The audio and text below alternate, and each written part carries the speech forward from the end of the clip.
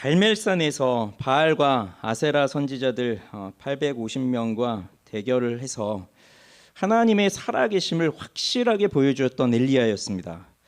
여호와 하나님과 바알 사이에서 머뭇머뭇하고 있는 백성들에게 여호와 하나님이 바로 이스라엘의 하나님이라고 하는 것을 확실하게 보여주었던 엘리야였습니다. 그리고 3년 6개월 동안 이스라엘에 비가 내리지 않았는데 이제 비가 내리기 시작합니다. 그럼 이스라엘 땅에는 영적인 부흥이 찾아오는 것일까요? 우리는 열왕기상 19장을 읽으면서 약간의 당혹감을 가지게 됩니다. 구약의 역사에서 가장 위대한 선지자요. 그래서 예수님께서 변화산에서 변화되실 때 모세와 함께 나타나셔서 예수님과 대화했던 그 선지자, 죽지 않고 병거 타고 하늘로 바로 올라간 그 선지자, 그 엘리야의 모습이 오늘 19장을 읽어보면 너무나도 우리의 모습과 비슷하다는 것을 보게 돼요. 그래서 당혹함을 갖죠. 그는 내일 이맘때에는 반드시 죽이리라 라고 하는 그 이세벨의 경고의 말을 듣고 큰 침체에 빠지게 됐습니다. 그래서 광야로 도망가서 작은 그 로뎀나무 아래에 숨어서 절망과 무력감 속에서 그렇게 침체에 빠져버리고 말았죠. 이러한 엘리야에게 하나님은 천사를 보내셔서 그를 어루만지시고 또 먹을 것을 주셨어요. 우리 같으면 야, 군기가 빠졌구나, 당장 일어나지 못하겠냐 하면서 그렇게 닥달하고 다시 내보내겠는데 하나님은 엘리야의 심정을 너무나 잘 아시기 때문에 그에게 절망과 두려움에서 벗어날 수 있도록 그를 어루만져 주시고 또 먹을 것을 주셨어요. 그리고 그를 호렙산으로 인도하십니다. 호렙산으로 보내십니다. 자, 호렙산은 이곳은 우리가 신의 산으로 더 익숙하죠. 자, 이곳은 이스라엘에게 있어서 아주 중요한 장소입니다. 바로 모세가 여기에서 불타는 떨기나무 사이에서 하나님을 만났고 또 출애굽한 이스라엘이 바로 이 신의 산에서 여호와의 임재하심을 보았고 율법을 받았고 하나님의 백성이라고 하는 그 언약을 체결했던 곳이 바로 이 산이죠. 모세를 하나님의 종으로 세우시고 이스라엘 백성들을 하나님의 백성들로 삼으신 이곳, 이 호렙산에 엘리야가 오게 되었습니다. 우리도 어떤 특정한 장소에 가면 아, 여기는 여기지 하고 자연스럽게 떠오르잖아요. 뭐 예를 들면 경주에 가면 그냥 자연스럽게 불국사 생각나고 석굴암 생각나고 신라시대 불교 이런 거 생각나고 광화문에 가면 뭐 경복궁 생각나고 이순신 동산 생각나고 이러는 것처럼 시내산에 가면 호렙산에 가면 그냥 저절로 모세가 떠오르고 그 율법을 받던 이스라엘 백성들이 떠오르지 않겠습니까? 그러니 여기 이 엘리야도 하나님이 호렙산으로 보내셨는데 이 호렙산에 간 엘리야도 아마 하나님의 놀라운 임재를 생각할 수밖에 없었을 거예요. 지난 이스라엘의 역사, 그리고 하나님께서 이스라엘을 어떻게 인도해 오셨는지, 그리고 나 자신을 어떻게 보호해 주셨는지를 그 장소에 가면 생각하지 않을 수가 없었을 겁니다. 그렇지만 엘리야는 아직 완전히 회복이 되지를 않았어요. 그래서 그가 호렙산에 와서 제일 먼저 한 것은 굴을 찾아서 굴에 들어가서 숨은 겁니다. 남쪽으로 내려왔어요. 그래서 북이스라엘에서는 정말 멀리 이렇게 도망쳐서 이 남쪽으로 내려왔지만 아직도 이세벨이 보낸 그 자객들이 숨어 있을 것이다, 이런 두려움, 또 영적인 침체, 이런 것이 있으니까 자연스럽게 어두운 굴 속으로 들어가게 됩니다. 굴 속으로 들어간 침체의 사람, 그가 할 수 있는 것이 무엇일까요? 자, 여러분은 굴 속으로 들어가 본 적이 있으신가요? 물론 저 산에 있는 동굴을 말하는 게 아니라 우리 각자가 가지고 있는, 내가 힘들 때 어려울 때 나 혼자 들어가는 그런 굴이 있을 거예요. 뭐 어떤 사람에게는 그게 냉장고 앞이 될 수도 있고 장롱 앞이 될 수도 있고 안방 문을 걸어 잠그고 들어가 있을 수도 있고, 뭐 아니면 내가 혼자 가는 조용한 곳일 수도 있습니다. 아니면 사람이 많은 곳이라 하더라도 그냥 나 한 사람, 나 혼자 그렇게 있는 곳이 있을 수도 있습니다. 자, 그런 사람들이요, 뭐 여러분도 그런 곳에 있었다고 생각을 해보세요. 아마 그런 경험들이 다 있을 거예요. 그러면 교역자가 신방을 합시다, 구역장이 좀 만납시다, 뭐 그러면은 내가 기다리고 있었습니다 하면서 그렇게 신방에 응하던가요? 아니면 말씀을 들으러 나오세요. 금요일 날 뭐 하십니까? 이 금요일 저녁에 기도하러 나오셔야죠. 그래야 살아나잖아요. 그렇게 권면을 해주어도 이 기도회에 나올 수가 있을까요? 수련회 가야 됩니다 하면 수련회 아유 갑니다 그렇게 될 수가 있겠어요? 그런 요구에 기꺼이 응답할 수가 없어요. 반응할 수가 없어요. 그게 굴 속에 들어가 있는 사람들이에요.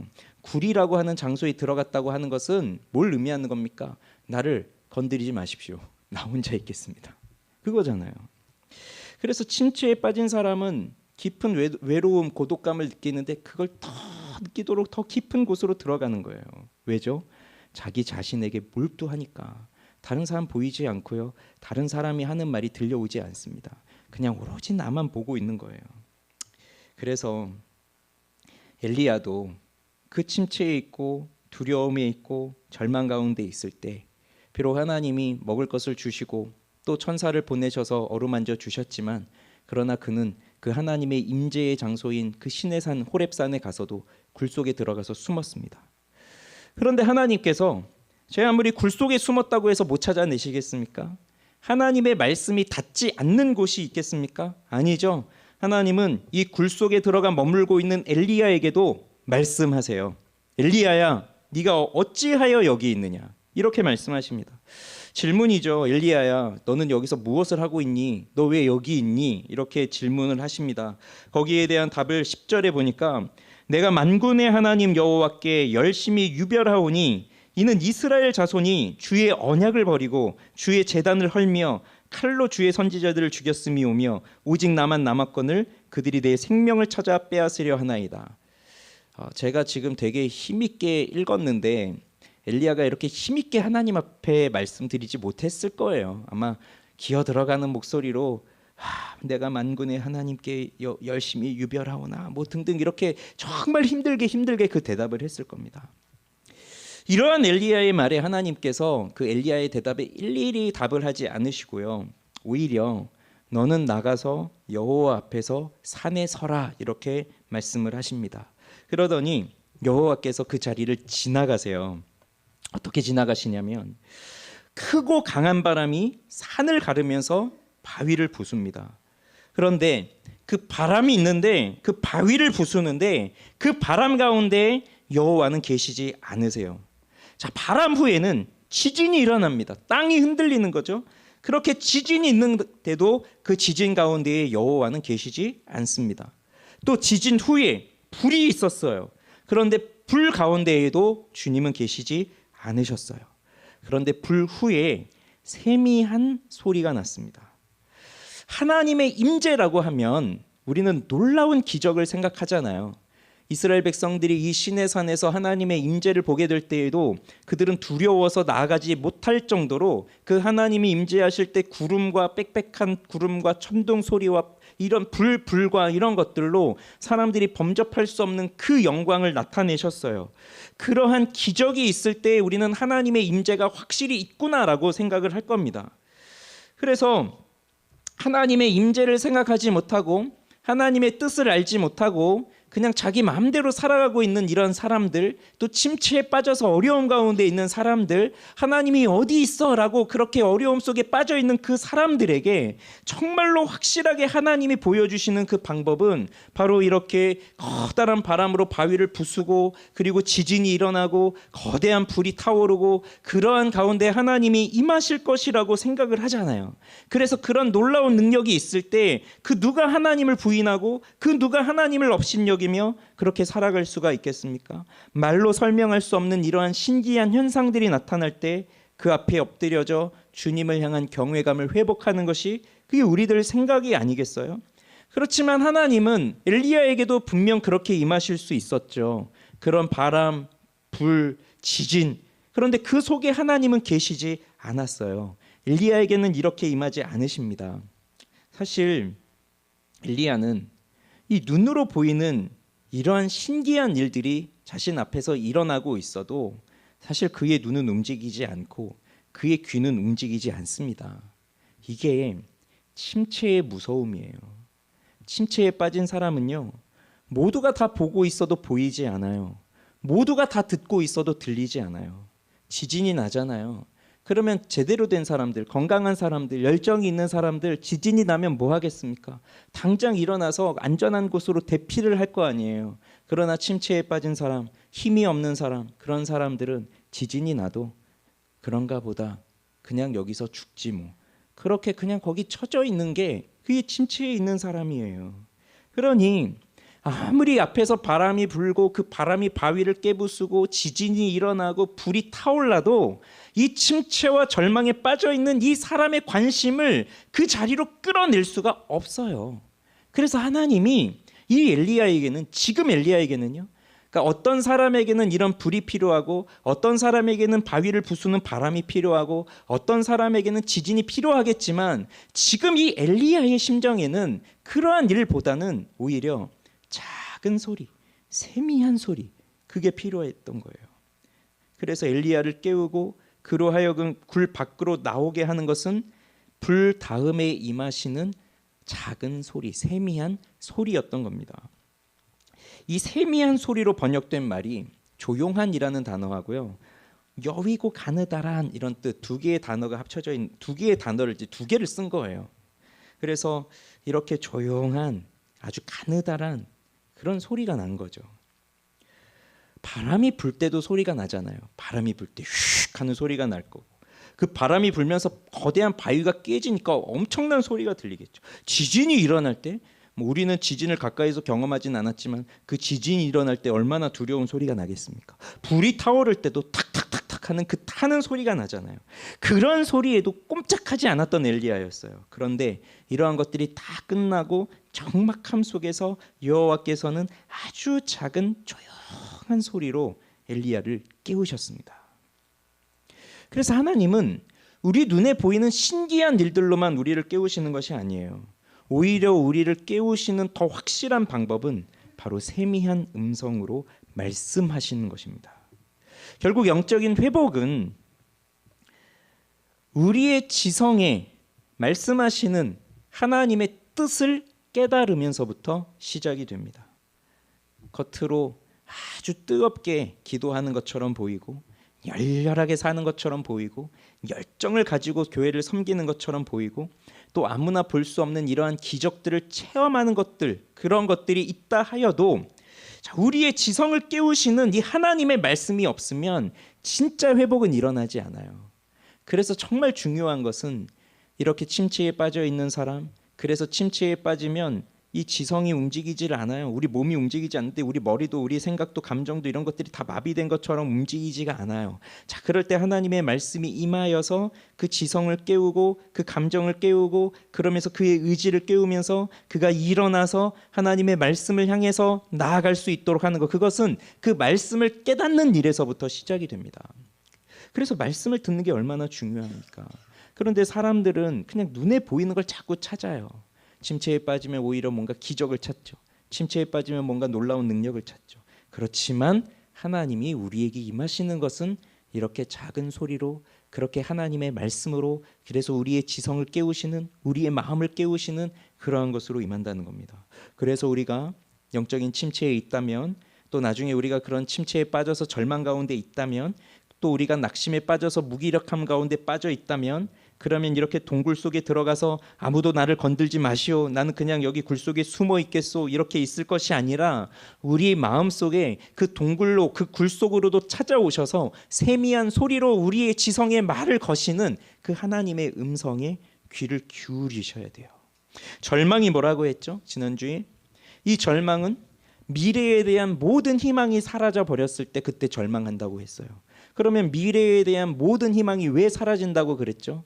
과거를 잊어버렸기 때문이에요. 즉 하나님께서 어떻게 나를 지금까지 인도해 오셨는지 그 사실을 잊어버렸기 때문이에요. 우리가 은혜 가운데 있을 때는 어떠합니까? 날마다 하나님을 생각해요. 오늘 여기까지 하나님이 나에게 주신 은혜가 무엇이었는지를 생각해요. 그래서 우리가 좋아하는 찬양 은혜라고 하는 그 찬양의 가사처럼 그냥 내가 누려왔던 모든 것들이 다 하나님의 은혜였다라고 고백할 수밖에 없도록 하나님의 일하심을 생각합니다. 그래서 주가 일하시네, 주가 일하시네, 그렇게 또 우리는 찬양하잖아요. 그런데 절망 가운데 있는 사람은 뭡니까? 그 하나님이 하셨던 일을 잊어버렸어요. 생각이 나지 않아요. 지금 내가 처하여 있는 이 어려움만 생각나는 거예요. 그러니까 엘리야의 입장에선 어떻습니까? 내가 하나님에 대한 열심이 아주 특별했는데, 그런데 지금 이스라엘이 하나님을 떠나고 하나님을 섬기는 자들을 다 죽여버렸으니 지금 이제 나도 죽게 생겼다라고 하는, 하나님이 자신을 어떻게 보호하셨습니까? 하나님이 자신을 어떻게 선지자로 세우셨습니까? 하나님이 어떻게 갈멜산에서 그 위대한 일을 이루게 하셨나요? 어떻게 비가 오지 않았고 이제 비가 내리는 그 위대한 일을 하나님이 하셨나요? 자신을 통해서 그 위대한 일들을 하나님이 하셨는데, 그게 바로 어제까지 있었던 일이었는데 지금 당장 그것이 잊어버렸어요. 기억이 나지 않아요. 그래서 절망에 빠지는 거예요. 그럴 때 하나님의 세미한 소리, 하나님의 음성, 하나님의 말씀, 이것이 들어와야 돼요. 그래서 하나님을 잊어버린 우리의 지성에 하나님을 생각나게 하시고, 그러면서 우리가 처한 상황과 환경을 둘러보니까 나 혼자 남았구나, 나도 여기서 죽을 것 같구나, 이러한 절망적인 생각에서도 하나님이 나와 함께 하시는구나, 이것을 깨닫게 되는 거죠. 그게 바로 능력의 말씀이에요. 어제 오늘 이렇게 새벽에 보았던 말씀 혹시 생각나십니까? 사도행전의 말씀. 바울이 예루살렘으로 돌아갔잖아요. 모두가 다 말렸어요. 예루살렘에 가면 죽을 것이다. 심지어 그게 성령의 예언으로 주어졌으니까. 그런데도 바울은 내가 이 주님의 복음을 전하는 일에는 예루살렘에 가서 죽을 것도 나는 각오한다 라고 했었고, 그리고 그는 로마에까지 가야 되겠다라고 하는 그 마음, 그리고 더 깊이 가면은 사실 서바나, 그 스페인까지 가고자 했던 그 마음이 있었죠. 근데 예루살렘에 갔는데 유대인들이 자신을 오해하고 있고, 길에서 어떻게든 유대인들의 그런 것들을 풀어보려고 또 성전에 가서 정결 의식도 치르고 이렇게 하지만 오히려 오해를 받아서 죽을 뻔하고 폭행을 당하고, 그리고 또 로마 군대의 개입으로 인해서 이제 다시 로마 군대에 갇히고, 뭐 이런 과정들을 거치면서 바울이 얼마나 답답했을까요? 죽을 것처럼 매를 맞았으니까 몸도 아팠겠지만, 그런데 나는 이 복음을 전하기 위해서 로마에까지 가야 되겠다라고 하는 그 확고한 그 열정이 있는데 이렇게 붙잡혀 버렸어요. 보니까 금방 풀려 나올 것 같지가 않아요. 그런 답답한 상황 속에서 사도행전은 뭐라고 기록하고 있냐면, 그날 밤에 주께서 곁에 서서 바울에게 말씀하셨다고 되어 있어요. 담대하라.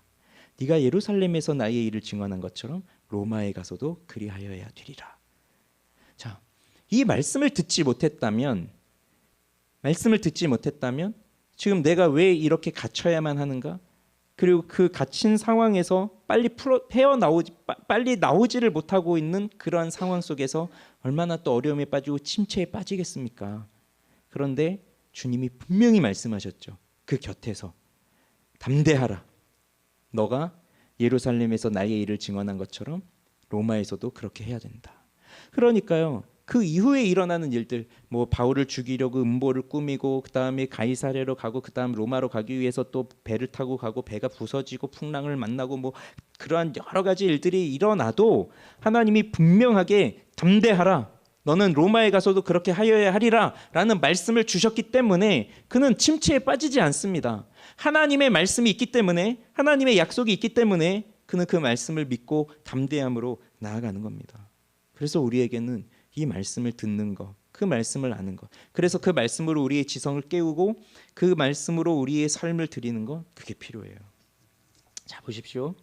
엘리야가 바람이 불고 바위가 깨지고 지진이 나고 불이 일어나도 꿈쩍하지 않았어요. 일어나지 않았어요. 그런데 세미한 소리를 듣고 겉옷으로 얼굴을 가리고 나갑니다.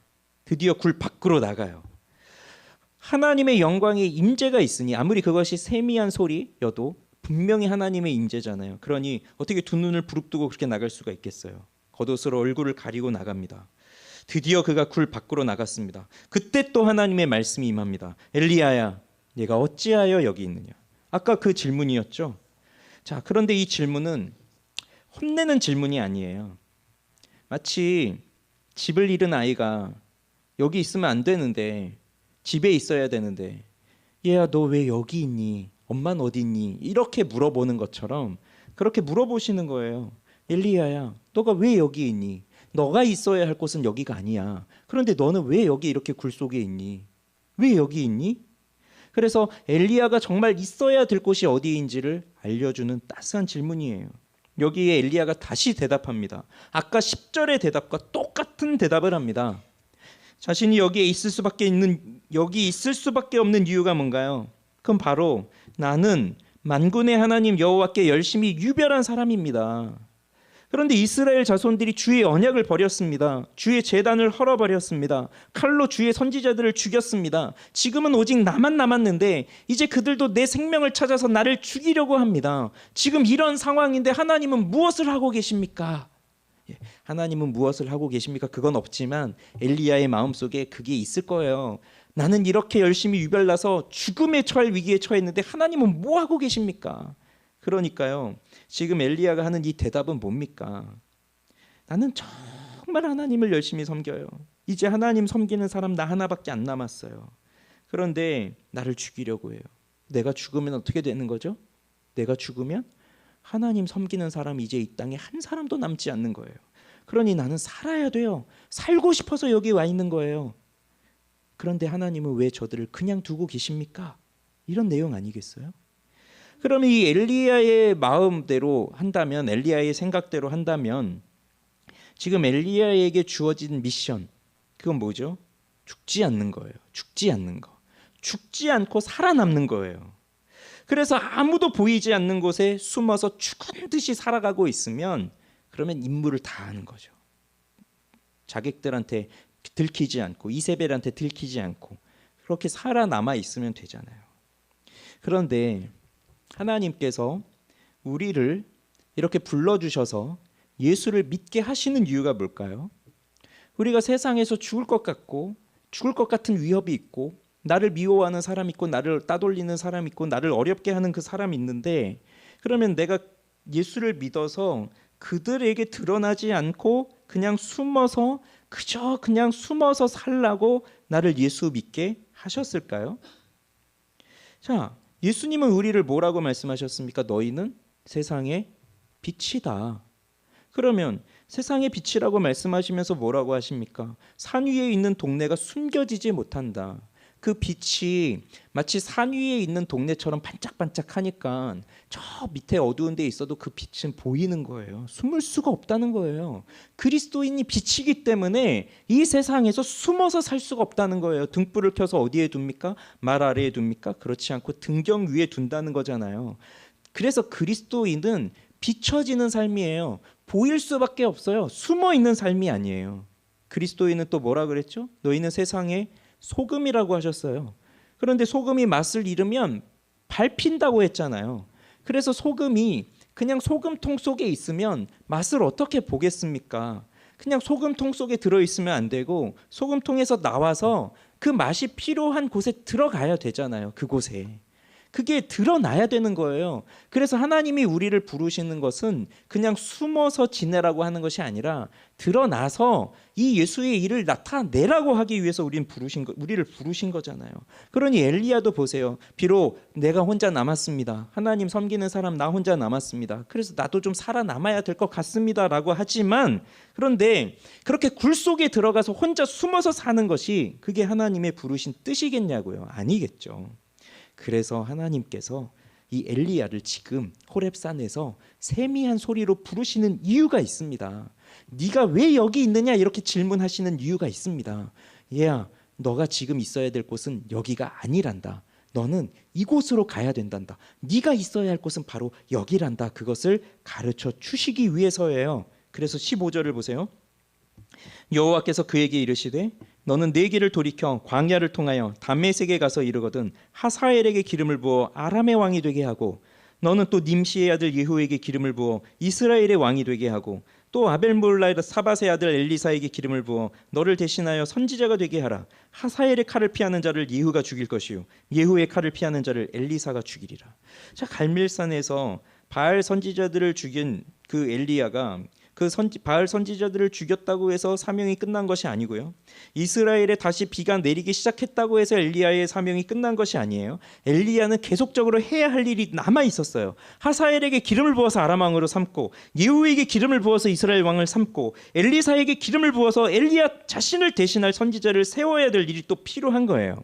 엘리야는 지금 아합 왕과 이세벨이 두려워서 여기 숨어 있죠. 그런데 너는 지금 이렇게 숨어 있을 사람이 아니다. 너의 손을 통해서 부어지는 그 기름을 통해서 너가 아람의 왕을 세운다. 너가 또 이스라엘의 왕을 세운다. 자, 그건 뭐죠? 지금 이스라엘 왕으로 아합이 여기 지금 있는데 예후에게 기름을 부어 이스라엘 왕으로 삼으라는 건 뭡니까? 이 예후가 아합의 왕조를 다 멸망시켜 버릴 것이라는 거예요. 드디어 하나님이 이 아합 왕조를, 오므리 왕조를 다 몰락시키는 겁니다. 심판하시는 겁니다. 그러니 세상에서는요, 당연히 왕이 좋죠. 왕이 높죠. 선지자는 늘 고생이고 늘 고난이에요. 세상에서 버려진 것 같아요. 그렇지만 하나님의 종이 결국은 이 세상의 모든 역사도 주관해 가고 있습니다. 하나님의 종이 왕을 세우고 하나님의 종이 그 일들을 이루어 가는 거예요. 그래서 보세요. 하사엘의 칼을 피하는 자는 예후가 죽이고 예후의 칼을 피하는 자는 엘리사가 죽이리라. 결국 최후의 승자는 누굽니까? 하나님의 선지자예요. 그 자리로 엘리야를 부르시는 거예요. 그리고 19절에 보면 엘리야가 거기서 떠납니다. 자, 이게 바로 회복이에요. 이게 바로 회복입니다. 그래서 침체에서 벗어나는 엘리야를 보면, 그 침체에서 벗어났다는 것을 보면 뭐냐면 있어야 할 자리로 돌아가는 거예요. 힘드니까 굴 속에 있죠. 그러면 우리가 바라는 회복은 뭡니까? 내가 힘들어요. 내가 지금 침체에 있어요. 내가 일어날 힘도 없어요. 그러면 우리 엄마가 와서, 아니면 우리 남편이 와서, 그래 밥도 좀 차려주고 먹을 것도 좀 갖다 주고, 그래 난 여기서 푹 쉬어야지. 이런 게 이제 우리 마음인 것처럼 하나님이, 야 난 지금 너무 힘들어. 그래 굴 속에 있어. 그러니 천사를 보내주셔서 떡과 물을 갖다 주셨네. 까마귀를 통해서 고기를 갖다 주셨네. 얼음 얹어 주시네. 세미한 소리로 위로해 주시는구나. 자, 이게 얼마나 좋습니까? 이게. 그러니 우리들이 바라는 회복은 나를 위로해 주시고 나를 어루만져 주시고 나에게 계속 먹을 것을 좀 갖다 주시고, 그래 힘들지 조금만 참아 너도 잘할 수 있어. 그러면서 계속 이렇게 보듬어 주고 쓰다듬어 주고 따뜻한 말 해주고, 하나님이 그래 주시기만을 바라는 것이, 그게 이제 우리의 회복이라고 생각하잖아요. 그런데 하나님은요, 지금 이 엘리야에게 하시는 것을 보십시오. 물론 까마귀를 통해서 떡과 고기를 갖다 준 적도 있고 천사를 통해서 떡과 물 한 그릇을 갖다 준 적도 있지만, 그것은 계속적으로 엘리야를 그렇게 하신 것이 아니에요. 엘리야를 회복시키셔서 자 너는 가라 이거였어요. 그래서 우리가 회복된 것을 무엇을 통해서 알 수 있느냐? 하나님이 나를 만져주시네요. 하나님이 내 마음속에 임하여 주시네요. 그냥 그런 생각으로 내가 회복됐구나, 집사님 회복되고 있으시군요, 그런 간증을 해주시다니, 그것이 아닙니다. 우리가 회복된 것은 무엇을 통해 알 수 있습니까? 우리가 있어야 할 자리에 서 있는 거예요. 그래서 하나님이 우리에게 은혜를 주실 때에는 반드시 사명을 주십니다. 은혜와 사명은 같이 오는 거예요. 은혜 있고 사명 없는 거 없어요. 사명만 있고 은혜 없는 건 없어요. 왜? 은혜 없이 사명은 이룰 수 없으니까요. 그래서 이 둘은 항상 같이 가는 거예요. 그래서 진짜 은혜를 받은 사람은 내가 주님을 위해서 무엇을 해야 되는구나, 내가 이 교회를 위해서 무엇을 해야 되는구나, 내가 우리 가정과 우리 직장과 이 사회에서 내가 무엇을 해야 되는구나, 이걸 분명하게 알고 있는 사람이에요. 그래서 하나님이 왜 우리 곁에 계시겠습니까? 바울에게 왜 곁에 서서 담대하라 이렇게 말씀하시겠어요? 괜찮아 힘들지 위로해 줄게, 그러려고 하신 게 아니라, 담대하라, 너도 로마에 가야 된다. 담대하라, 너가 하사엘에게 기름 붓고 예후에게 기름 붓고 엘리사에게 기름 부어야 된다.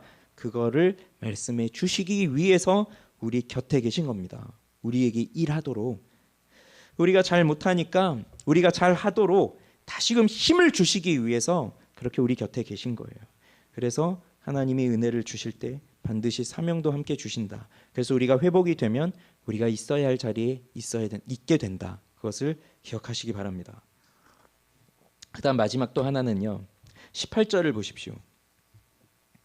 18절 같이 읽어볼게요. 그러나 내가 이스라엘 가운데 7,000명을 남기리니 다 바알에게 무릎을 꿇지 아니하고 다 바알에게 입맞추지 아니한 자니라. 아까 엘리야가 뭐라고 말했습니까? 너 여기 왜 있니? 나 혼자밖에 안 남았습니다. 여호와를 경외하는 자 나 혼자 남았습니다. 이랬잖아요. 그런데 정말 이 당시에 이스라엘의 여호와 하나님을 섬기는 사람이 엘리야 단 한 사람만 남았을까요? 그렇지 않아요. 18장을 보더라도요, 엘리야가 오바댜 만나잖아요. 기억나시죠? 오바댜가 뭐 했습니까? 이세벨이 여호와의 선지자들을 다 죽이고 있을 때 이 오바댜는 50명씩 해서 100명의 선지자들을 숨겼잖아요. 그래서 그 선지자들을 먹을 걸 주면서 살렸던 사람이잖아요. 엘리야가 이걸 알아요. 오바댜한테도 들었어요. 이미 알고 있던 내용이에요. 그렇다면 여호와의 선지자들이 남아있고 오바댜와 같이 이렇게 여호와를 경외하면서 여호와를 섬기는 사람들을 숨어서 돌보고 있는 사람들이 있다는 것을 알고 있었지만 심취에 빠져버리니까 그런 사실 다 잊어버리고 나 혼자 남았습니다. 이렇게 생각하고 있는 거예요. 그런데 엘리야 혼자 남지 않았어요. 하나님께서 그것을 다시 한번 가르쳐 주십니다. 그래서 7,000명의 사람들, 바알에게 무릎 꿇지 않고 바알에게 입맞추지 아니한 7,000명의 사람들을 남겨두었다라고 하는 것을 엘리야에게 가르쳐 주었어요. 남겨두셨다는 것이 중요하죠. 그래서 바울이 이렇게 말해요. 로마서 11장 3절부터 보면 주여 그들이 주의 선지자들을 죽였으며 주의 제단들을 헐어버렸고 나만 남았는데 내 목숨도 찼나이다 하니 그에게 하신 대답이 무엇이냐? 내가 나를 위하여 바알에게 무릎을 꿇지 아니한 사람 7,000명을 남겨두었다 하셨으니 그런즉 이와 같이 지금도 은혜로 택하심을 따라 남은 자가 있느니라. 바울이 이렇게 로마서에서 이 엘리야의 이야기를 하면서 하나님이 지금도 은혜로 택하심을 따라 남은 자가 있다라는 것을 말하고 있습니다. 그러니 사실 중요한 건 숫자가 아니에요. 7,000명인지 뭐 7만 명인지 숫자가 중요한 것이 아니라 중요한 것은 하나님을 경외하는 자들을 하나님께서 남겨두셨다는 겁니다. 그런데 이 열왕기상 19장에는 없는데 바울이 로마서에서 쓰면서 거기에만 있는 내용이 있어요. 즉 바울을 통해서 새롭게 해석된 내용이 있어요. 뭐냐면 나를 위하여라고 하는 거예요. 로마서 11장 4절에 그에게 하신 대답이 무엇이냐? 내가 나를 위하여 바알에게 무릎을 꿇지 아니한 사람 7,000명을 남겨두었다 하셨으니 나를 위하여, 즉 하나님께서 하나님 자신을 위하여 그 바알에게 무릎 꿇지 않은 7,000명의 사람들을 남겨두신 거예요. 그러니 엘리야를 위해서 남겨두신 것이 아니라, 물론 엘리야에게도 굉장히 위로가 되고 힘이 되었지만 하나님 나를 위해서 남겨두신 겁니다. 그래서 시편 23편에 보면 여호와께서 우리를 소생시키시잖아요. 그때 뭐라고 하시냐면 여호와의 이름을 위하여 의의 길로 가게 하신다고 하셨어요. 그게 여호와의 이름을 위하여, 즉 여호와 자신을 위하여서잖아요. 우리를 다시 회복시키시고 그 의의 길로 가게 하시는 것은 여호와를 위해서였던 거예요. 그러면 이것은 반드시 이루어질 수밖에 없는 일입니다.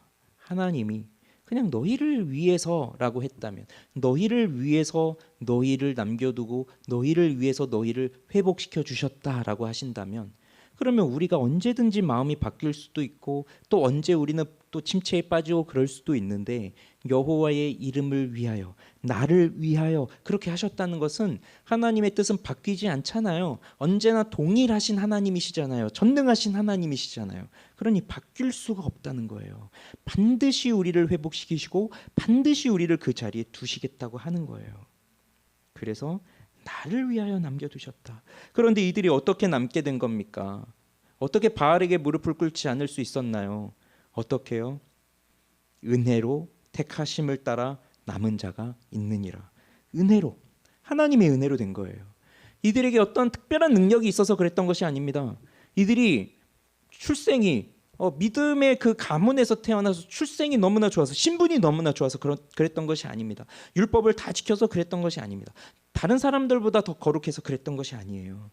하나님의 은혜로 택하신 사람들을 남겨두셨어요. 그래서 이사야 1장 9절에서 만군의 여호와께서 우리를 위하여 생존자를 조금 남겨두지 아니하셨다면 우리가 소돔 같고 고모라 같았으리로다. 남겨두신 거예요, 하나님이.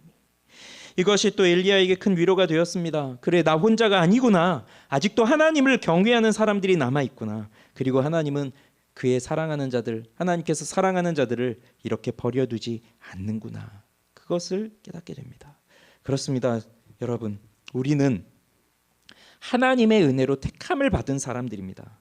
우리들은 하나님의 나라와 또 하나님의 교회를 위해서 남겨진 자들이 되었습니다. 그래서 지금 우리가 살아가는 이 시대가 아합의 시대처럼, 엘리야의 시대처럼, 또 엘리사의 시대처럼 굉장히 하나님을 멸시하고 하나님을 업신여기고 하나님을 떠나서 살아가고 있는 그런 어두움으로 가득한 이 비참한 세상이지만, 악한 일들이 수없이 반복적으로 일어나고 있는 이 어두운 세상이지만 하나님의 나라를 나타내도록 우리를 남겨두신 사람들이에요. 그러니 여러분, 누가 되고 싶으신가요? 오늘 이 본문을 보면 어떤 사람이 되고 싶은가요? 엘리야가 되고 싶습니까? 그런데 엘리야는 너무 특별하잖아요. 그래서요, 7천 명의 사람들이 되면 어떻겠습니까? 우리는 자꾸 엘리야처럼 됩시다, 엘리야처럼 됩시다. 근데 엘리야처럼 되지를 못해요. 그거보다 이름은 없지만, 성경에 이름은 언급되고 있지 않지만 바알에게 무릎 꿇지 않은, 바알에게 입 맞추지 않은 그 은혜로 남겨져 있는 그 7천 명 같은 사람들로 우리가 좀 남아 있으면 좋지 않을까요? 그래서 사람들에게 내 이름을 드러내고 사람들에게 내 명성을 나타내고, 그래서 나처럼 이렇게 신앙생활을 해봐라, 나처럼 이렇게 이 영적인 침체를 벗어나서 또 이 사명을 향해 달려가는 나처럼 좀 해봐라. 그래서 그렇게 엘리야처럼 뭔가 이름을 드러내려고 하는 남겨진 자가 아니라, 이름 없이 그렇게 섬기고 있는, 그 자기가 속하여 있는 그 자리에서 이름 없이 하나님의 은혜로 말미암아 바알에게 무릎을 꿇지 않는 그 사람들이 얼마나 위대합니까? 얼마나 훌륭합니까? 누구에게 보이기 위해서 그러고 있는 것이 아니에요. 정말 하나님을 사랑하기 때문에, 하나님의 은혜를 너무나 많이 받았기 때문에 우리가 그런 사람들이 되면 좋겠어요. 우리 빗소망 교회 성도들이 다 그런 사람들이 되면 좋겠어요. 그래서 물론 엘리야와 같이 위대한 선지자, 그런 사람처럼, 그런 한 명처럼 우리도 그렇게 섬기는 사람이 되고 싶습니다. 물론 그렇게 기도하고 또 그러한 소망도 가져야 되겠지만, 그러나 이름 없이 살아갔던 바알에게 무릎을 꿇지 않은 7천 명의 사람들 중 한 사람이 되고 싶은 그러한 소박한 꿈도 우리가 가진 채 그렇게 하나님의 은혜 가운데 살아가면 너무나도 좋겠습니다. 그러한 은혜가 저와 여러분 우리 모두에게 함께 하기를 주님의 이름으로 축원합니다.